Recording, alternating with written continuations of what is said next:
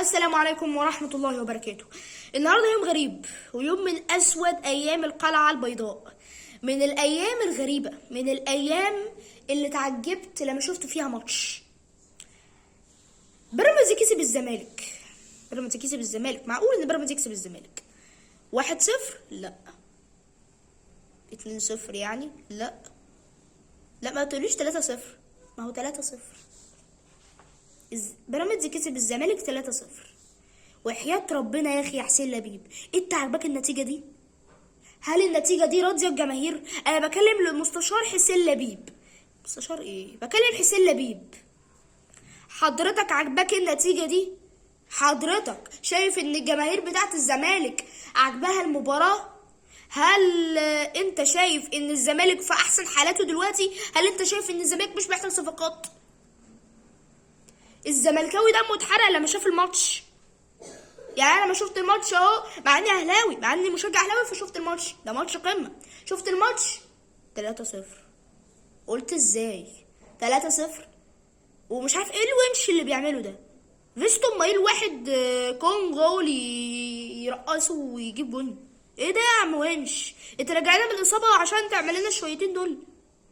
ايه ده يا ونش؟ مش هو الونش بتاع زمان الدولي؟ انت لاعب دولي يا اخي تعمل كده؟ محمود الونش يعني فيستو مايل يرقص ويجيب جون. ده زيد مصطفى فتحي جاب جون، وكمان ابراهيم عادل جاب جون. يعني انا مش عارف الزملكاوي دمه يتحرق من الماتش ده. يعني ب 3-0 ازاي يا جماعه؟ الزمالك محتاج صفقات. انا بكلم اهو، قلنا الكلام ده 100,000 مره. الزمالك محتاج صفقات، محتاج صفقات. جبت امبارح، هو انت جايب احمد حسام؟ مين ده؟ مين دول؟ مين احمد حسام ومحمود؟ جايب مين دول يا عم اشرف؟ يا عم انت. بكلم حسين لبيب. حضرتك عجباك النتيجه دي؟ انت محتاج صفقات. القيد مش هيقفل النهارده عشان تبقوا عارفين حضراتكم. القيد هيقفل 28 فبراير. ده القيد الافريقي. القيد المحلي هيقفل 9 فبراير او 8 فبراير. 8 فبراير. 8 فبراير. طب ايه ده؟ يعني الزمالك يخسر 3-0 ويعني انا مش عارف والله.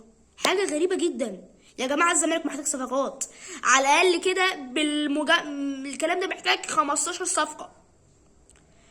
انا مش عارف ايه كميه المجاملات اللي عماله تتعمل من الزمالك. مجامله في مجامله في مجامله في مجامله. اجاملك شيكابالا تلعب سنه، اجاملك عبد الشافي تلعب سنه. عبد الشافي ده مش شفناه اصلا. جددت له. شيكابالا مش شايفينه. بطلوا بقى مجاملات يا جماعه. بطلوا مجاملات. ناديكوا هيتحرق. ناديكوا هيتحرق من كتر ده. ناديكوا هيتحرق. مش هيبقى نادي الزمالك، هيبقى هيبقى زمالك بس مش في القيمة الأعلى. الأندية الأفريقية والعالمية اللي هتلعب بغرور، أو مش هتلعب يعني هتستسهل المباراة. ده أنت بتلعب نادي الزمالك، أفضل نادي في مصر. والأندية التانية مش هتخاف منك أصلا. ده بيراميدز لعب بكل جراءة. وجروس نفس الحركة زي ما قلنا لحضراتكم في الحلقات اللي فاتت. نفس الحركة حتى بعد 3 أهداف. ايه ده؟ ايه دي على والله العظيم. والله العظيم على رأي كابتن ابراهيم سعيد. ايه ده يا عم جروس؟ ايه ده يا عم جروس؟ ايه ده يا عم جروس يا جماعة؟ مش هو يعني. انا مش عارف. مفيش تفاعل مع اللعيبة، مفيش كلام مع اللعيبة، مفيش صفقات، مفيش قرف يا جماعة. ايه ده يا جماعة؟ فحاجة غريبة جدا ان الزمالك يخسر بال3 مع نادي بيراميدز. الزمالك امبارح ابرم صفقتين. لسه بقى نتكلم 5 دقايق من نار هنولعها دلوقتي. النادي الاهلي تعرفين حضراتكم متعاقد مع اشرف بن شرقي. هل لما الزمالك جاب احمد حسام لاعب نادي الجونه اللي هو يعني يعتبر هيهبط، نادي الجونه ده هيهبط، هل لما الزمالك يجيب احمد حسام من اسوأ فريق في الدوري الممتاز ويجيب محمود جهاد من الفريق اللي يعني محمود جهاد من فريق فاركو، هو ده رد على صفقة اشرف بن شرقي؟ ده رد؟ اصل كل زمان كنت لك ده احنا هنرد عليهم باحمد حسام ومحمود جهاد. اسمه ده حسين لبيب بيقول احنا هنرد على صفقه اشرف بن شرقي وان شاء الله هنبرم صفقتين واحمد حسام ومحمود جهاد. كويسين انتوا يعني قلبكم صافي مننا. احنا جبنا صفقتين اهم، يا رب تفرحوا بيهم. هنفرح بايه يا حسره؟ ده انت جايب لنا احمد حسام ولا هيلعب ولا هيشم النجيله ولا مش هيشمها. نفس الكلام محمود جهاد.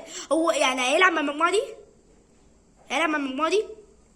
الزمالك جاب عمر فرج ما استفادش بيه، جابوا $1,000,000 ما استفادش بيه، مش هلاك ما استفادش بيه، اقول مين تاني ده كله ما استفادش منه. مش هلاك جبته ما استفدتش منه.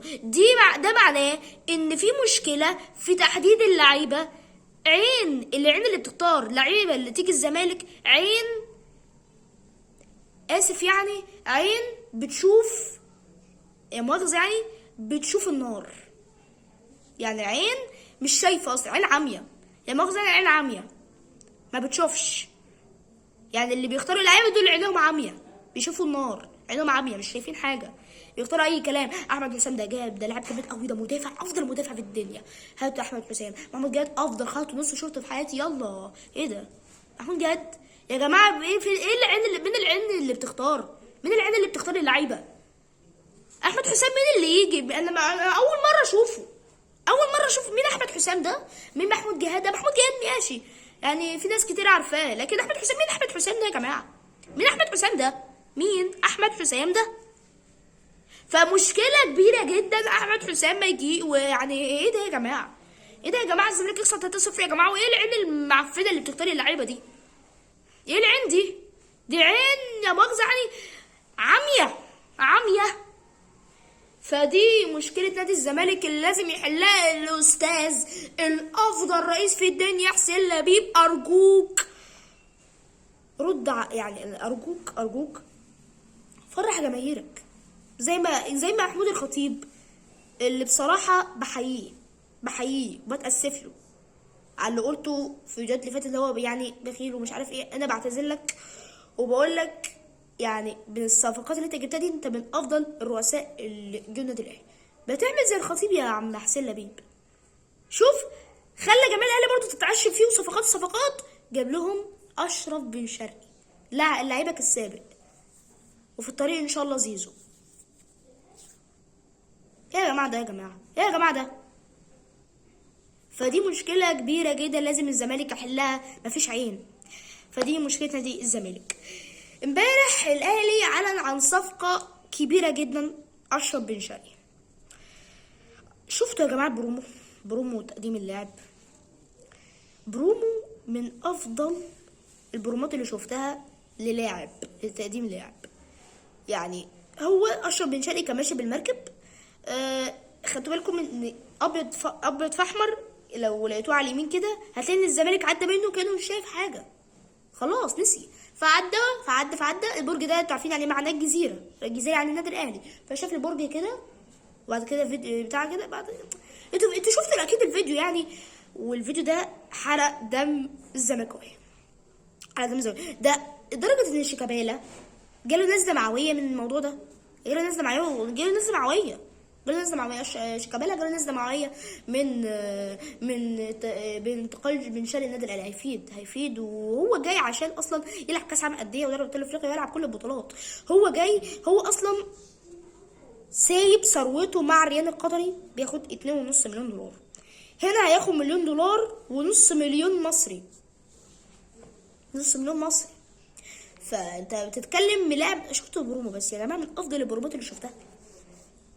الاهلاوي دلوقتي لما بيتفرج بيقول يا عيني على افضل برومو شفته في حياتي. بدله بقى اسمه ده للقاهره لون واحد ولافريقيا بطل واحد. اشرف بن شرقي في نادي القرن طبعا يعني.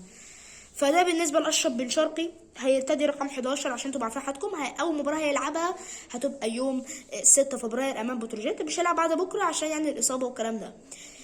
تريزيجيه جاي برضو في كاس العالم للانديه. تريزيجيه برضو رسميا الاهلي تعاقد معه لمده 5 مواسم ونصف ب1,000,000 يورو. هو هيدفع 3 مليون لتريزيجيه 5 سنين كلهم ب3 مليون دولار. ويعني وهياخد في يعني انتوا عارفين يعني الحكايات دي. كان معكم كان معكم مازن حسن. السلام عليكم ورحمة الله وبركاته. الاشتراك.